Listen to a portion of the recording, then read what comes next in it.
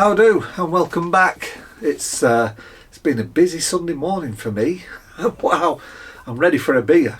I've been making some charcuterie, and I've still got some salamis to make as well. And I've just got the hog case in at the moment, just rehydrated in some water.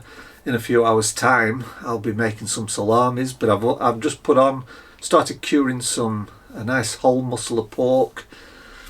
I've got a tenderloin curing as well. I did that, and I've racked a beer into the pressure barrel, and it's actually a Nuki Brown, sweet Nuki I think they call it. It's one of the Wilco kits that I got last November, I think it was. I did a bit of a haul at Wilco's because they've stopped stocking homebrew stuff. So I put that on, and it's been about 2 or 3 weeks in the fermenter. I've racked it into the pressure barrel. So I've just been working non-stop since about 9 o'clock. And it's 1 o'clock now, so I want a beer. And it hasn't finished because I've got my salamis, and I want to make the raw beer again. Something went wrong with that raw beer. It's not infected. It's just whether it's this yeast. And I don't quite understand it, the Hornindal. It's a really strong alcohol flavour, and it's only 6% beer, 6.5%, but it just makes you ill. After like one sip you just feel ill. So I've poured it away, and I'm going to do it again. I've got a sachet of Voss, so I'll use that instead. I've used that before, so at least I know what to expect, but it could only be from that Hornindal, and it wow.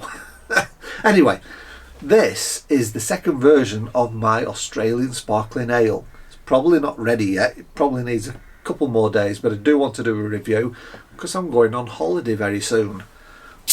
Oh, big hiss.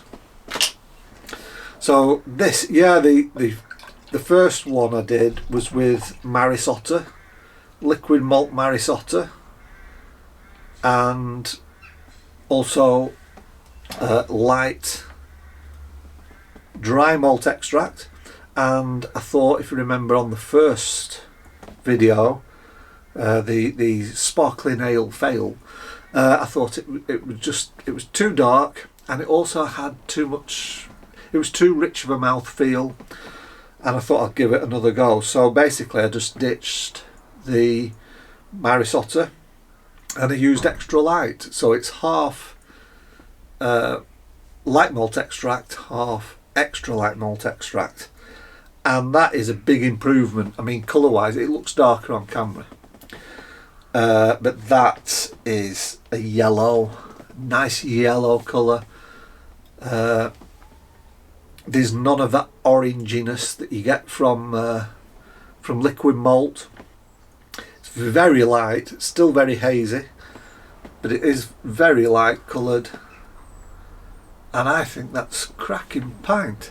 Nice, well, a little cap of a white head, but give it another few days, another week, and by the time I come back off my holiday I think that'll be a cracking pint. Right, aroma. Oh yeah. So this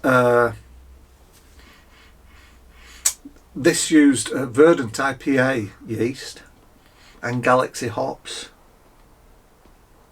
and you can smell it's got a really fruity aroma to it, like a bit of passion fruitiness, citrus, some stone fruits are in there, maybe even a bit of banana as well. So yeah, it's a nice fruity aroma with an underlying malt. That smells nice. Right, it's all in the taste though. So cheers, I'm going in.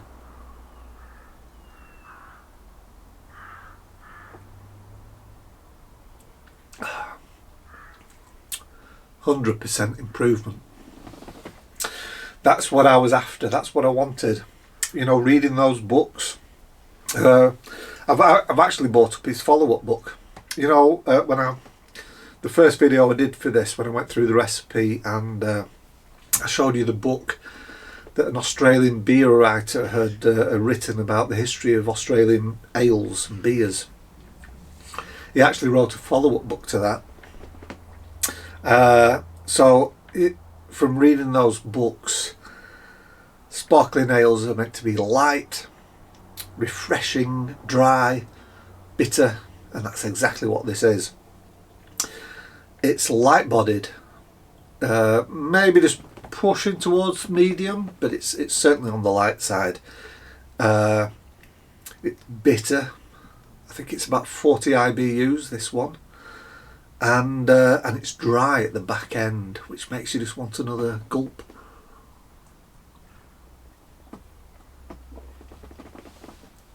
I use Galaxy hops, and you're picking up that fruitiness. It's not overpowering though. It's not like an IPA or anything like that. There's just a nice fruitiness there in the mouth, and you're picking up those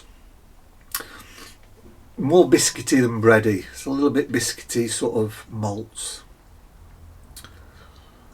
That's a really nice balanced pint. And there's a nice level of carbonation. That's obviously going to improve, but even now there's a nice level of carbonation. So I suspect this will be as sparkling as well as my Saison were. That was a really nice effervescence to it.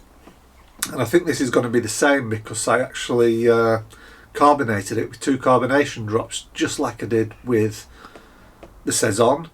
And it's as light as the Saison. The Saison was a bit lighter. I think I just used extra light wholly for that. This is half and half, extra light and light. But I think when it's actually finished, well, it's finished now, you can drink it. You can drink it. I think by the time this is finished, it will be a really nice sparkling ale. With Galaxy hops and that verdant IPA yeast is a cracker. It ferments really well, it attenuates nicely, and it gives it a little bit extra fruitiness to it as well.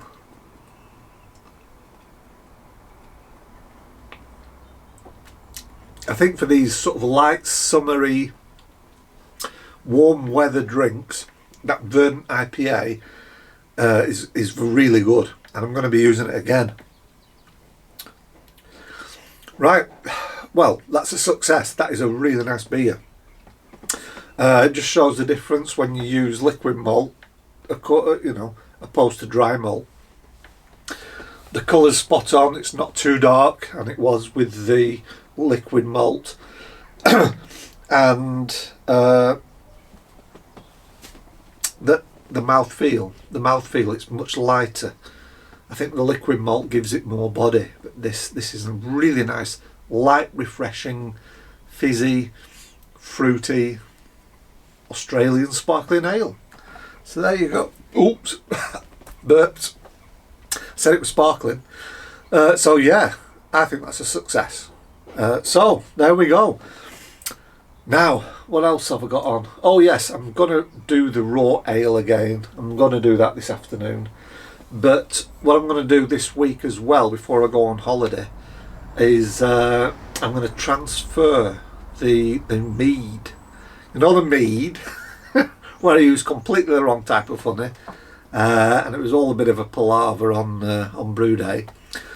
Actually, it's looking really good in the demijohn, and it's stopped fermenting now. It's, what is it, about 3 weeks? Yeah, coming up for a month, 3 weeks, something like that.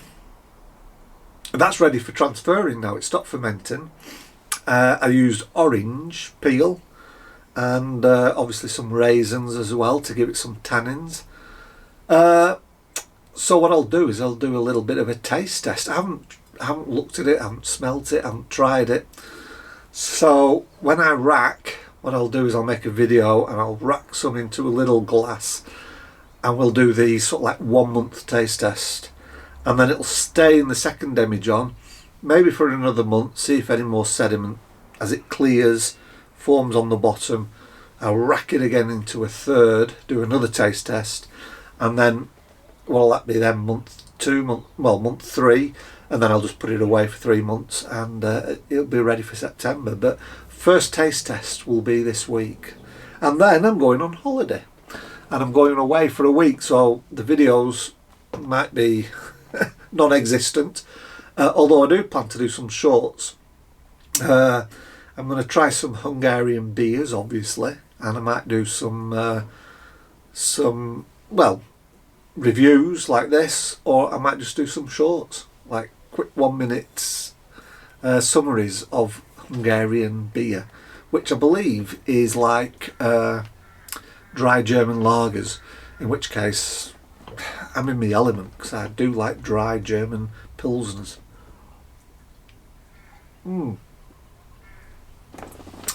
Well, I'm going to enjoy this after this morning that I've had, and get ready for salami making.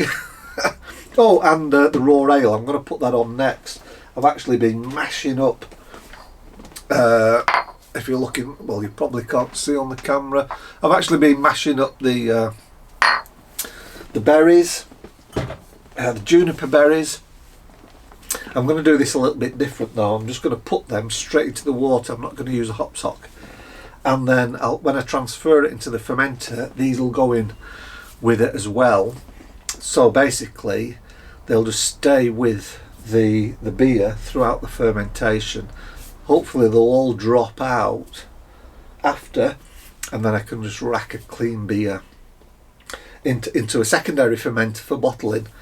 So yeah, and I'm going to use 50 grams of SARS, a 50-minute hop stand. It's a no boil beer, so it's just going to be like 80 degrees, and put in the juniper berries, put in a little bit of crystal, and then probably keep it there for about half an hour, and then add some